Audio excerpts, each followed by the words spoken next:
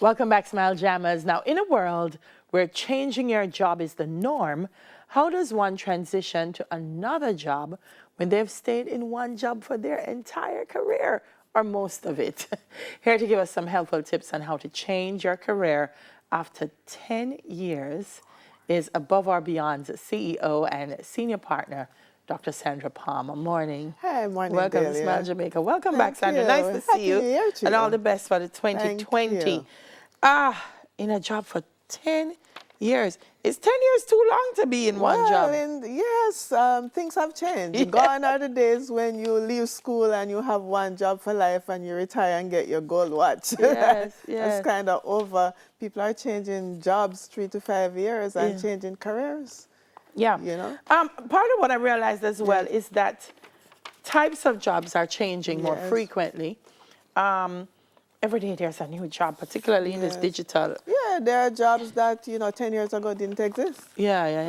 And there will be jobs in the next 5 years that we don't have today. We don't even know what some of the jobs are going to be titled, because everything is changing. All right. And that's the order of things.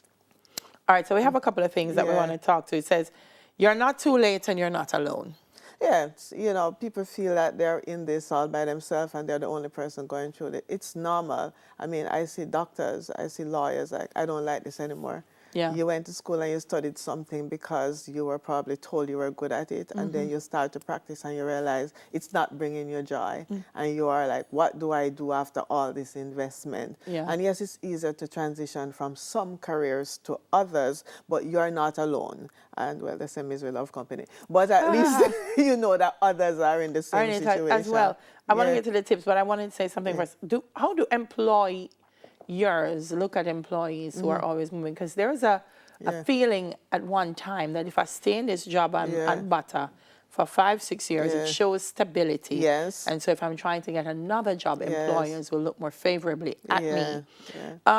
Does that still pertain, or do employers now say, okay, for 3 years you did this, but for another year you did something else? Let's look at it the this way, diversity Delia. in skill set is more If you're attractive. changing jobs every year and after 6 months and a year and a half, that could raise some eyebrows. However, you could be in a job for 20 years with the same experience doing the same thing for 20 years.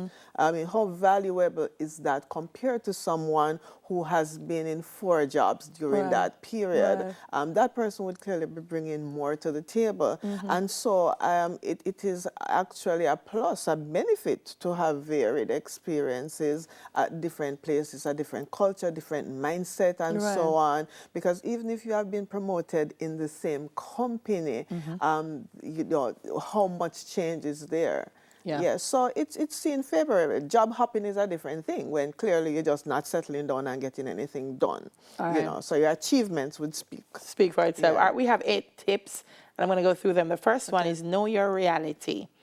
The truth is, the reality of looking for a job in your late 30s after many years of stability in a single workplace can be daunting. The more real you are with yourself, the easier the transition will be. Yes, face reality. Don't fool yourself. You're doing something for that long and you want to transition to a new career now. Don't expect that you're going to start at the same level. It's just not possible. You're not qualified in that area. Maybe there are transferable skills, but you have to be real about yourself and assess the situation. And is that a change that you really want to make? And are you willing to make the adjustments in your life to accommodate that? That change. Yes. This one is a very important one. Assess your financial situation. Yes, I tell persons all the time when they come in for career coaching, okay, so you're in finance, you want to switch to HR, you want, where would you start? What would that salary look like? How would that match with your present lifestyle? What changes can you make? What can you cut? What areas can you say, okay, I can forego this? If you need to go back to school, do you have the time? Do you have the resources? And so you have to take out that calculator and do the math, because it's not just a pie-in-the-sky dream. I want to switch to HR, I want to get into marketing. But what will you have to do? Because sometimes you have to take a step down before you can get I've also said to people, people who have children have a bigger consideration than Yes. people who don't. Yes. Because if you're single, you can say, all right, I'm going to rough it out a little Yeah. bit. But when you have School children, fees. yeah, just basically taking care of them. Yeah. It really drives the decision making.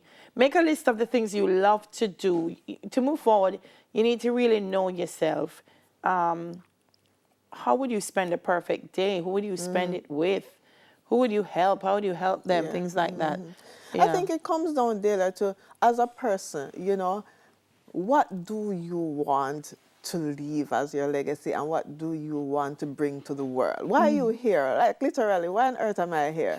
And if you have answered that question, you know, by having discovered, I mean, Yes. after 10, 15 years, you know what you like and you know what you don't like. And here is a good place to start from to move into an area that you can really add value doing what you love. It's important to do what you love. It's important to do what you are passionate about. And so you don't get up every day feeling like going to work is a drag. Yes. You know, that work is not just a part of life and not just life over here and work all the way over the other side. Yes, so I think that is something to consider. Develop a blueprint. Yes. Break it down into A smaller roadmap. steps. Yes. How we're going to do this? Don't take this scattershot approach. Get a career coach. You know, that's where we come in. Sit down with a professional. Get sound, objective advice. And make sure that we're going in the right, doing things the proper way. You know, so our roadmap is very, very important. Where am I headed? How am I going to get from there? here to over there? How long is this going to take? What resources are required? What support do you need? It focuses you It does. into where you need to It go and what does. you need to Yes, get done. and what you need to be doing day by day. You know, the small steps. You know, it's not the one big leap. Yes, yes. Yeah.